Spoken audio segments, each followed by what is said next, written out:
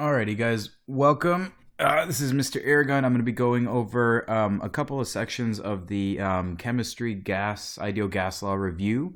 Let me go ahead and open it up on my browser here. That one. Bam! There it is. Okay, perfect.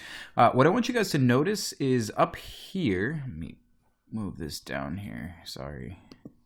So what I want you guys to notice is up here, what I've done is I've kind of laid out a couple of important notes or important references that you guys should take into consideration when completing this. So the first one is K, which is Kelvin, which is a form of temperature. It's really Celsius plus 273 degrees. I also want you guys to take a gander over here at pressure, which is typically measured in atmosphere. So you have 1 atmosphere is equal to 760 millimeters of mercury, which is also equal to 101.3 kilopascals. So that's pressure as well. I also want you guys to reference this equation here. It has to deal with pressure, volume, and temperature, because we all know that when you increase the pressure, the volume decreases, kind of like pushing down on a syringe. But when you do that, the temperature will increase as well because the molecules are more compact. And there's more friction going on between them as well. I want you guys to take a gander at this one here. STP stands for standard temperature and pressure. And all that means is it's kind of like saying at room temperature, the temperature is 37 degrees. This is saying that at standard temperature and pressure, the temperature is 273 degrees Kelvin, and then the standard pressure is 1 atmosphere. Perfect. All right, let's see here. Switch over to this one. Line thickness. Perfect.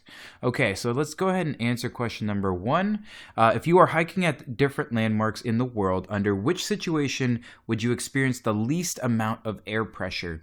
Now, what I want you guys to remember is that image, that sweet image that Mr. Aragon drew about the dog pile. So, if you're at the bottom of a dog pile, and let's pretend that these are all people, you experience more pressure when you're at a low altitude, but you experience less pressure when you're way up here high, because there are less air molecules pushing you down, right? So, A, at the bottom of the Grand Canyon, 200 feet above sea level. At the top of Mount Rushmore, 2,742 feet above sea level. At the top of Mauna Loa volcano in Hawaii, 13,000 feet above sea level. Or at the bottom of Sunset Crater, Arizona, 2,330 feet. So the correct answer would be C, because it is 13,000 feet above sea level.